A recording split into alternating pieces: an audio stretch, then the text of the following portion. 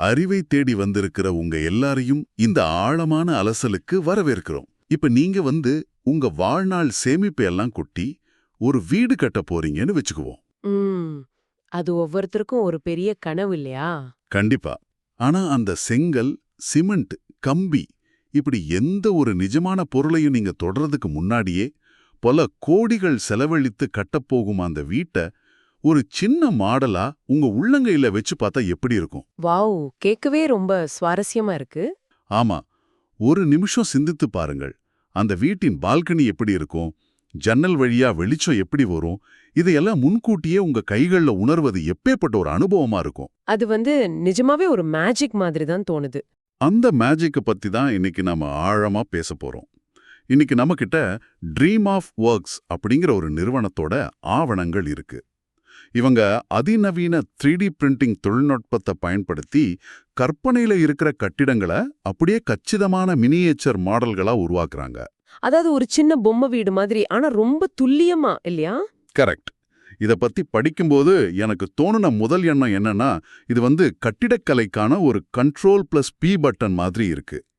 ஒரு மாபெரும் கட்டிடத்தை டேபிள்ல வைக்கிற ஒரு மாடலா மாத்துறது உண்மையிலேயே ஆச்சரியமா இருக்கு. நீங்க சொன்ன அந்த Ctrl+P ஒப்பீடு மிக சரியாக பொருந்தது. ஏன்னா தகவல் தொடர்பு துறையில காகிதத்துல பிரிண்ட் செய்யற முறை எப்படி ஒரு மாபெரும் புரட்சியை ஏற்படுத்துச்சோ, அதே மாதிரி ஒரு புரட்சியைத்தான் இந்த 3D பிரிண்டிங் கட்டிடக்கலையில ஏற்படுத்துது. அது எப்படி அவ்வளவு பெரிய புரட்சின்னு சொல்றீங்க? இப்ப பாத்தீங்கன்னா, சாதாரணமா ஒரு காகிதத்துல வரையப்பட்ட 2D ப்ளூ பிரிண்ட்களை பார்த்து ஒரு வீடு நிஜத்துல எப்படி இருக்கும் கற்பனை செஞ்சுக்கிறது சாதாரண மனிதர்களுக்கு சாத்தியமில்லாத ஒண்ணு. ஆமா, எனக்கெல்லாம் அந்த ப்ளூ பிரிண்ட் பார்த்தா ஒண்ணுமே புரியாது. வெறும் கோடுகளும் கட்டங்களும் மட்டும்தான் தெரியும். அதுதான், ஒரு கோட்டையோ ஒரு சதுரத்தையோ பார்த்து, ஓ இதுதான் படுக்கையறை, இதுதான் சமையலறை அப்படின்னு மூளைக்குள்ள ஒரு முப்பரிமாண உருவத்தை உருவாக்குறது ஒரு பெரிய மனப்போராட்டம். இந்த மனப்போராட்டத்தை தான் இவங்களோட தொழில்நுட்பம் முற்றிலுமா நீக்குது. ஓ, அப்படி சொல்றீங்க. ஆனா இந்த ஆவணத்துல அவங்க வழங்குற சேவைகளோட லிஸ்ட பார்த்தப்போ எனக்கு ஒரு சின்ன குழப்பம் வந்துச்சு. என்ன குழப்பம்? அவங்க நிறைய விஷயங்கள் பண்றாங்கன்னு போட்டிருந்தாங்களே. ஆமா, ஒரு பக்கம் அவங்க நவீன வீடுகள், பல மாடி அடுக்குமாடி குடியிருப்புகள், வணிக வளாகங்கள், கார்ப்பரேட் அலுவலகங்கள்னு பெரிய அளவிலான கமர்ஷியல் கட்டடங்களை 3D பிரிண்ட் பண்றாங்க. இது எனக்கு புரியுது. இது ஒரு வியாபார தேவை. கண்டிப்பா முதலீட்டாளர்கள் கிட்ட காட்ட இது தேவைப்படும். ஆனா அதே லிஸ்ட்ல பண்ணை வீடுகள், மாணவர்களுக்கான ஆர்கிடெக்சர் ப்ராஜெக்ட்கள், தனிப்பயனாக்கப்பட்ட பாரம்பரிய வீடுகள், ஏன் அன்புக்குரியவங்களுக்கு பரிசீலிக்க பயன்படும் மினியேச்சர் வீடுகள்னு குறிப்பிட்டிருக்காங்க. இதுல என்ன குழப்பம் உங்களுக்கு? எனக்கு என்னமோ இது முற்றிலும் வேறுபட்ட 2 உலகங்களை ஒன்னா கலக்கிற மாதிரி தோணுது. பல கோடி ரூபாய் மதிப்புள்ள வணிக வளாகங்களை உருவாக்குறவங்களும் தன் நண்பனுக்கு பரிசீலிக்க நினைக்கும் ஒரு சாமானியனும் எப்படி ஒரே சேவையை பயன்படுத்த முடியும்? நீங்க கேக்குறது ரொம்பவே நியாயமான கேள்விதான். ஆனா இதுல தான் ஒரு மிகச்சிறந்த உளவியல் மற்றும் தொழில்நுட்ப பிணைப்பு இருக்கு. நாம இத வெறுமனே கட்டிடங்களா பார்க்க கூடாது. பின்ன எப்படி பார்க்கணும்? இடவெளிகளா, அதாவது ஸ்பேசஸா பார்க்கணும். மனிதர்கள் இடைவெளிகளோடு எப்படி தொடர்பு கொள்றாங்க அப்படிங்கிறது தான் இங்க முக்கியம்.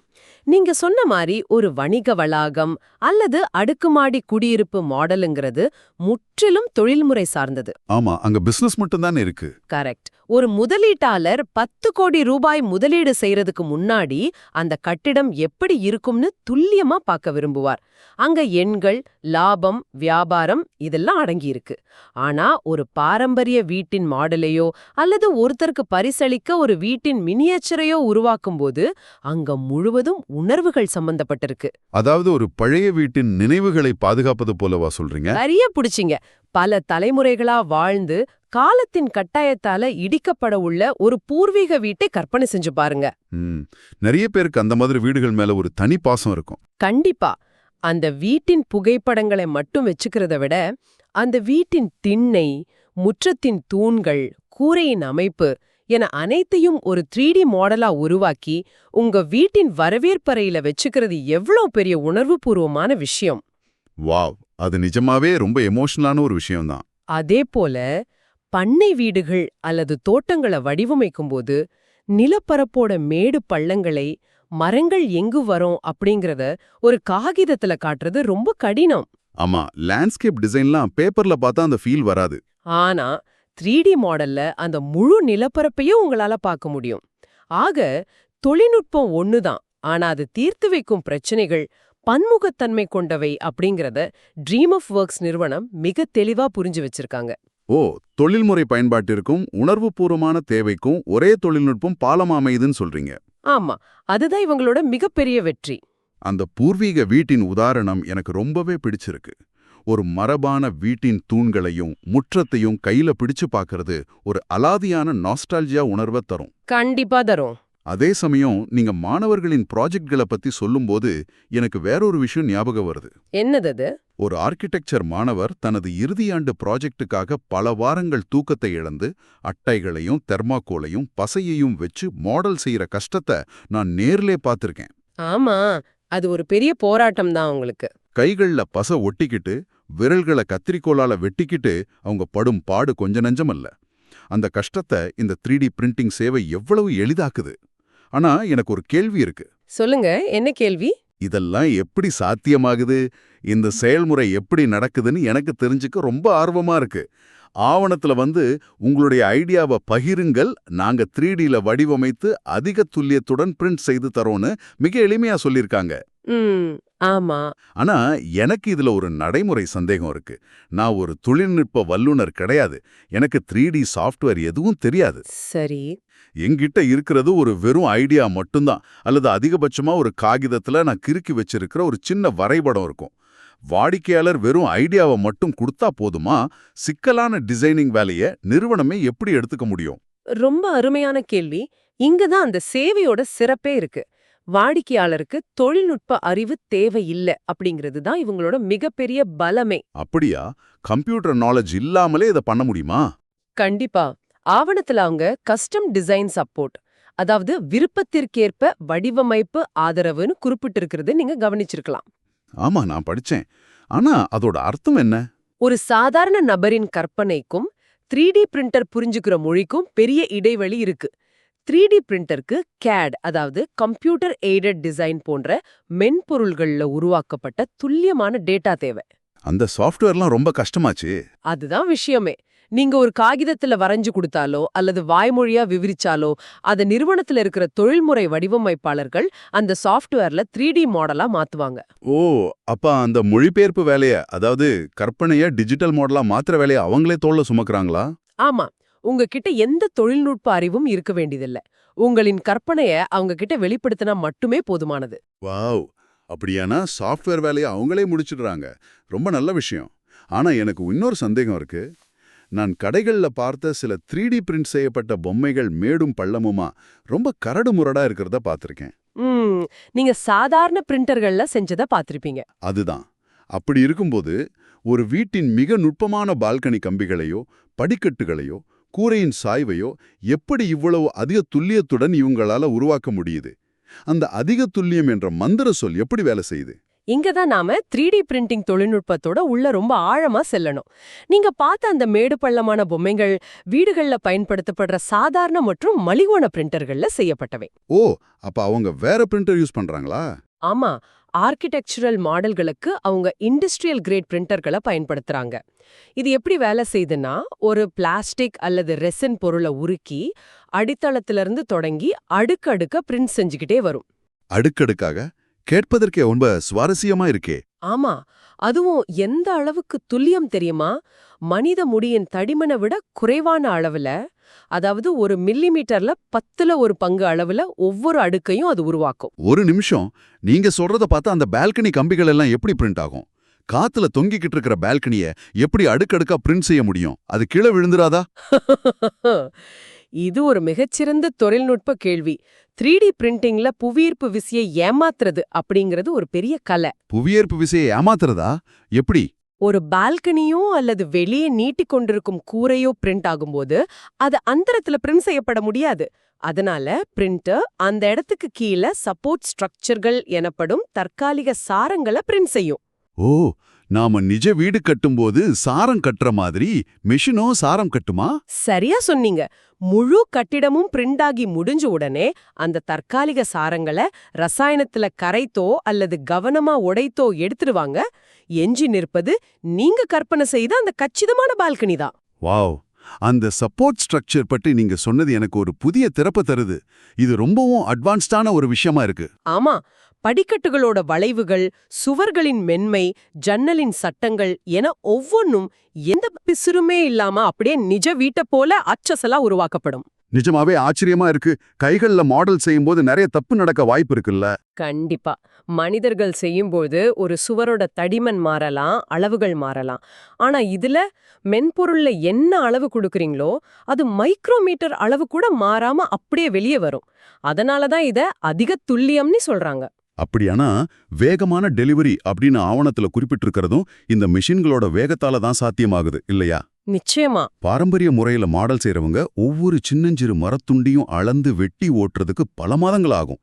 ஆனா இந்த பிரிண்டர்கள் இரவும் பகலுமா செயல்பட்டு ஒரு முழு வீட்டையும் சில நாட்கள்ல முடிச்சிடும்னு நினைக்கிறேன். சில நாட்கள்ல என்ன, சில மணி நேரங்கள்ல கூட முடிச்சிடும். என் கற்பனையில இருக்கிற ஒரு விஷயத்த நான் உங்ககிட்ட விவரிச்சு கொஞ்ச நாள்லயே அது ஒரு திடமான பொருளா என் கைகள்ல வாங்குறதுங்கிறது ஏதோ மாயாஜாலம் போல இருக்கு. அது மாயாஜாலம் இல்ல, தூய அறிவியல் மற்றும் தொழில்நுட்பத்தின் வளர்ச்சி.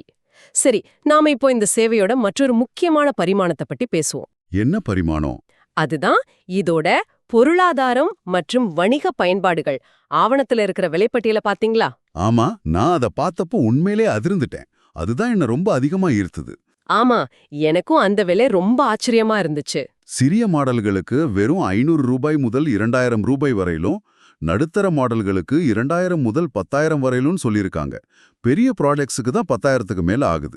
இதோட முழு அர்த்தம் என்னன்னு கொஞ்சம் சிந்திச்சு பாருங்க. நான் அதைத்தான் யோசிச்சுக்கிட்டு இருந்தேன். ஒரு 3D மாடலோட தொடக்க விலை வெறும் 500 ரூபாய். நாம ஒரு நாள் சாயந்தரம் வெளியே போய் குடும்பத்தோட ஒரு சாதாரண உணவகத்துல சாப்பிடுற உணவோட விலையை விட இது குறைவு. இது எப்படி சாத்தியம்? இது ஒரு மிகப்பெரிய சமூக மற்றும் தொழில்நுட்ப மாற்றத்தை குறிக்குது. இது நாம ஜனநாயகப்படுத்தப்பட்ட வடிவமைப்பு, அதாவது டெமோக்ரட்டைசேஷன் ஆஃப் டிசைன் சொல்லலாம். ஜனநாயகப்படுத்தப்பட்ட வடிவமைப்புனா எல்லாருக்கும் கிடைக்கக்கூடிய ஒண்ணுன்றீங்களா? கரெக்ட். ஒரு 30-40 வருஷங்களுக்கு முன்னாடி, அல்லது ஏன் ஒரு 10 வருஷத்துக்கு முன்னாடி கூட ஒரு கட்டிடத்தோட மினியேச்சர் மாடலை உருவாக்குறது அப்படிங்கிறது பல 100 கோடிகள்ல முதலீடு செய்யற பெரிய ரியல் எஸ்டேட் நிறுவனங்களுக்கு மட்டுமே சாத்தியமான ஒரு காரியமா இருந்துச்சு. ஆமா, அதெல்லாம் பெரிய பெரிய கார்ப்பரேட் ஆபீஸ்ல தான் நான் பார்த்திருக்கேன். அதுக்காகவே தனி கலைஞர்களை வேலைக்கமர்த்தி பல லட்சங்களை செலவழித்து பல வாரங்கள் காத்திருப்பாங்க. அந்த மாடல் கண்ணாடி பேழைக்குள்ள வைக்கப்பட்டு பணக்கார முதலீட்டாளர்களுக்கு மட்டுமே காட்டப்படும். ஆனா இன்னைக்கு நிலைமை மாறிடுச்சு இல்லையா? முழுசா மாறிடுச்சு. ட்ரீம் ஆஃப் ஒர்க்ஸ் போன்ற நிறுவனங்கள் அதே உயர்தர தொழில்நுட்பத்தை, அதே துல்லியத்தை ஒரு சாமானியனுக்கும் ஒரு நடுத்தர வர்க்க குடும்பத்துக்கும் ஒரு கல்லூரி மாணவனுக்கும் மலிவு விலையில கொண்டு சேர்த்திருக்காங்க. நீங்க சொல்றது 100க்கு 100 உண்மை. இந்த விலைப்பட்டியலை பார்க்கும்போது இது மாணவர்களுக்கு ஒரு பெரிய வரப்பிரசாதம்னு தான் சொல்லணும். ஆமா, இனிமே மாணவர்கள் அவ்வளோ கஷ்டப்பட வேண்டியதில்ல. ஒரு ஆர்கிடெக்சர் மாணவன் தன் இறுதிப்பருவ ப்ராஜெக்டுக்காக பல ஆயிரங்களை செலவழிக்க வேண்டியதில்லை. வெறும் சில 100 ரூபாய்கள்ல தன் கற்பனையை எந்தவித சமரசமும் இல்லாம ஒரு கச்சிதமான மாடலா சமர்ப்பிக்க முடியும். அது அவங்களோட மார்க்ஸையும் கான்ஃபிடன்ஸையும் ரொம்ப அதிகமாக்கும். அதே சமயம் ரியல் எஸ்டேட் மார்க்கெட்டிங்ல இதோட பங்கு எவ்வளவு பெரிதா இருக்குன்னு கற்பனை செஞ்சு பாருங்க. பெரிய அபார்ட்மெண்ட்ஸ் விக்கிறவங்களுக்கா? ஆமா, பல கோடி ரூபாய்க்கு ஒரு அடுக்குமாடி குடியிருப்பை விக்கிற ஒரு நிறுவனம் சும்மா டிஜிட்டல் ஸ்கிரீன்ல வீடியோக்களை காட்டுறதை விட வாடிக்கையாளரோட கைகள்ல அந்த வீட்டோட கச்சிதமான 3D மாடலை கொடுத்தா அது வாடிக்கையாளர் முடிவை எவ்வளவு எளிதாக்கும். தொட்டு உணரும் அனுபவத்திற்கு இணையா வேற எதுவும் இல்ல. நிச்சயமா. மனிதர்கள் இயற்கையாகவே பொருட்களை தொட்டு பார்த்து நம்பும் இயல்புடையவங்க. விர்ச்சுவல் ரியாலிட்டி எவ்வளவுதான் வளர்ந்தாலும் ஒரு பொருளை கையில பிடிச்சு அதோட எடைய உணர்ந்து அதை நாலாபுறமும் திருப்பி பார்க்கிறது மூளைக்கு ஒரு அசாத்தியமான நம்பிக்கையை கொடுக்குது. ஆமா, தொடு உணர்வு ரொம்ப முக்கியம். இதனாலதான் இந்த சேவை மிக முக்கியமானதாகுது. அதோடு அவங்க தங்களை அணுகுவதற்கான வாட்ஸ்அப் எண்களையும் ரொம்ப எளிமையா கொடுத்திருக்கிறாங்க. +91 7871 665 841. ஓ, ஃபோன் நம்பரே நேரா கொடுத்துட்டாங்களா?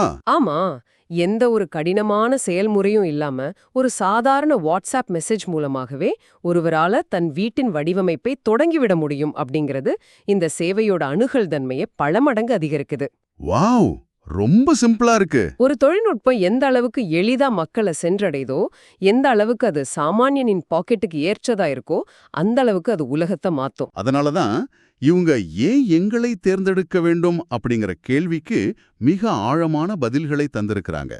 உயர்தரமான 3D பிரிண்டிங், வேகமான டெலிவரி, மலிவான விலை மற்றும் எந்த முன் அனுபவமும் தேவையில்லாத விருப்பத்திற்கேற்ப வடிவமைப்பு ஆதரவு. ஆமா, இந்த காரணங்கள் எல்லாமே ரொம்ப ஸ்ட்ராங்கா இருக்கு. அவங்க அடுக்குற ஒவ்வொரு காரணமும் இந்த ஆவணத்துல மிக தெளிவா நிரூபிக்கப்பட்டிருக்கு.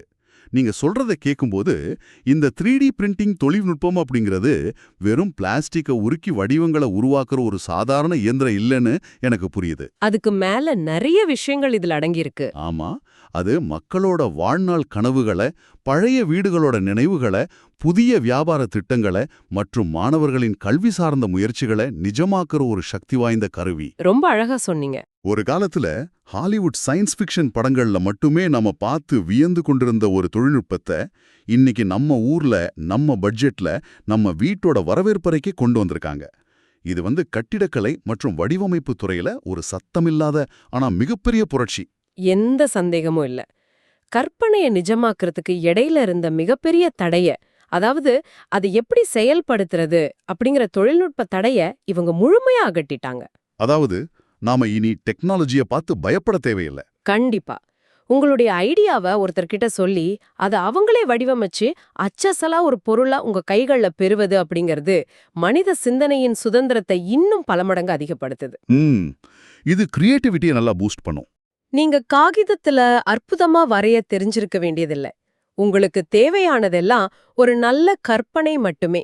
அதை செயல்படுத்தும் கடினமான தொழில்நுட்ப வேலைய இத்தகைய நிறுவனங்கள் ஏத்துக்கும்போது அது படைப்பாற்றலை நம்ப முடியாத அளவுக்கு ஊக்குவிக்கும் ஒரு சிறந்த சூழலை உருவாக்குது. எதிர்கால கட்டிடக்கலை இப்படிதான் இருக்க போகுது.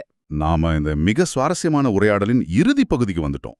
இதுவரைக்கும் நாம ட்ரீம் ஆஃப் ஒர்க்ஸ் நிறுவனம் எப்படி 3D தொழில்நுட்பத்தை பயன்படுத்தி வீடுகள், கட்டிடங்கள் மற்றும் தோட்டங்களை துல்லியமான சிறு உருவங்களா மாத்துறாங்க அப்படிங்கறத பார்த்தோம்.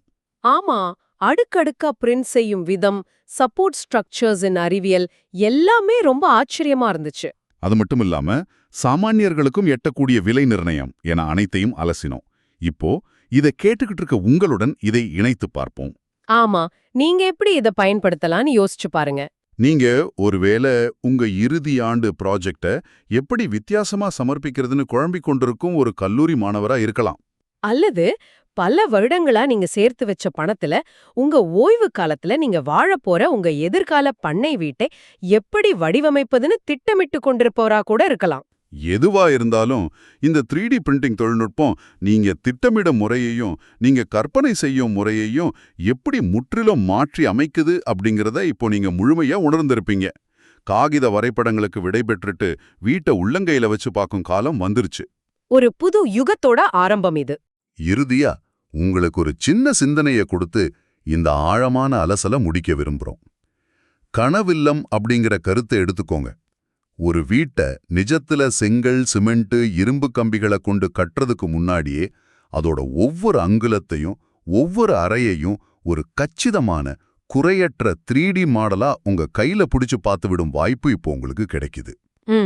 இப்படி முன்கூட்டியே அனைத்தையும் துல்லியமா உங்க கண்களுக்கு முன்னால ஒரு சின்ன உலகமா பார்த்து விடுவது உண்மையில ஒரு வரமா? இதனால் நிஜ வாழ்வில கட்டுமானத்துல ஏற்படும் பிழைகளையும் பிறகு வரக்கூடிய எதிர்பாராத ஆச்சரியங்களையும் முழுமையா தடுத்துட முடியும் அப்படிங்கிறது உண்மைதான். ஆனா மறுபக்கம் என்ன நடக்கும்னு யோசிக்கிறீங்க? அந்த கச்சிதமான எந்த சிறு பிழையும் இல்லாத மென்மையான மினியேச்சர் மாடல் நிஜ வீட்டின் மீதான நமது எதிர்பார்ப்புகளை, அதோட நேர்த்தியை மனித சாத்தியங்களுக்கு அப்பால் பல மடங்கு அவிகரித்து விடுமா? இது ரொம்ப ஆழமான ஒரு கேள்வி. ஆமா, நிஜ உலகத்துல வீடுகள் கட்டப்படும்போது சுவர்ல ஒரு சின்ன விரிசலோ பெயிண்ட்ல ஒரு சின்ன பிசிரோ வர்றது இயல்பு. ஒரு துல்லியமான மாடலை பார்த்து பழகுன உங்க கண்கள் யதார்த்தத்துல அந்த வீட்டை பார்க்கும்போது அதுல ஏற்படும் சின்னஞ்சிறு மனித பிழைகளை கூட ஏற்றுக்கொள்ள முடியாத அளவுக்கு மாறிடுமா? ஒரு கச்சிதமான மாடல் நிஜத்தின் மீதான நமது ரசனைய கெடுத்துடுமான்னு கேக்குறீங்க. கரெக்ட். பெர்ஃபெக்ஷன் அப்படிங்கிறது நம்மளோட நிஜ உலக சந்தோஷத்தை குறைச்சிடுமா? இதை நீங்களே ஆழமா சிந்திச்சு பாருங்க. மீண்டும் ஒரு சுவாரஸ்யமான ஆழமான அலசல்ல உங்களை சந்திக்கிறோம். அதுவரை உங்க கற்பனைகளுக்கு சிறகு கொடுங்கள்.